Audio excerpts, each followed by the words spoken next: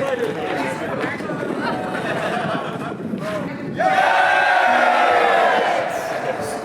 name is Max Henry. I've been coaching parkour for about 8 years, training for 11 years or so. My philosophy for coaching is just that I try to recreate my own thought process. I mean, that's the only thing that I know has worked for me, and so that's kind of like the only thing that I can do.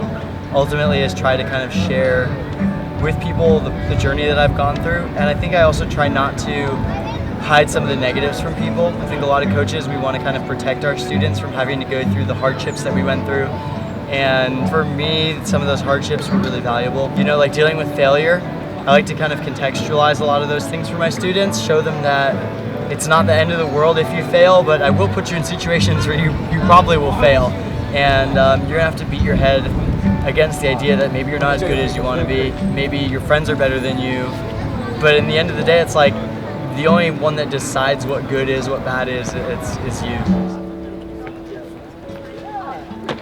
And in the first session, the idea was something out of nothing, finding a spot that we'd walk past and then just kind of exploring the unique opportunities that it presents. The world is so friggin' insanely diverse, and there's, you know, so many weird little varieties in everything around us that you can just pick the tiniest segment of your environment and get, you know, hours and hours of joy out of it. And for me, that's one of the most fulfilling aspects of my training, is that kind of just creating something awesome that I never would have expected to pop out of, you know, the boring architecture that I'd chosen. The second session was a bit more about commitment. A lot of people are good at kind of committing, but they don't have a process.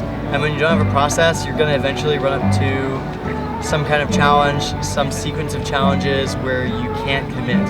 And if you don't understand your process, you don't know why you're failing. And that kind of thing can just undermine your joy of training and also your confidence in yourself with parkour. So I really like to have people kind of question what's going on behind the scenes, why am I making the decisions that I'm making, and what are the training habits that I've formed that kind of lead me to make those decisions, because that's another huge underlying factor is, you know, the repetition, the kind of self-narrative, the fascination that we have with everything around us and the stories we form around it.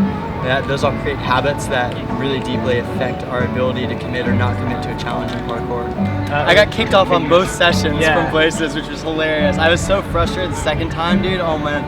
And for us as parkour athletes, we're like, obviously nothing is off limits. And so it's not like it's coming from a place necessarily of control, it's just coming from a place of essentially ignorance.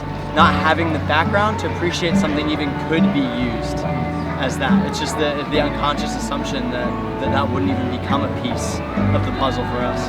I think that's really fascinating. That's what I was trying to kind of get across in my first class as well, is like, what are the underlying assumptions that you've adopted from the culture that you grew up in, the people that you trained with, that influence the way that you see the world? What have I missed because people have closed it off to me and I've let them? And that's ultimately what I've tried to let people understand, is that everything is a choice for us.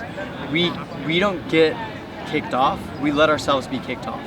And when we do that, we can make that a conscious decision, or we can just let it happen to us and let that kind of color our perception of how we relate to our environment and other people for the rest of our lives.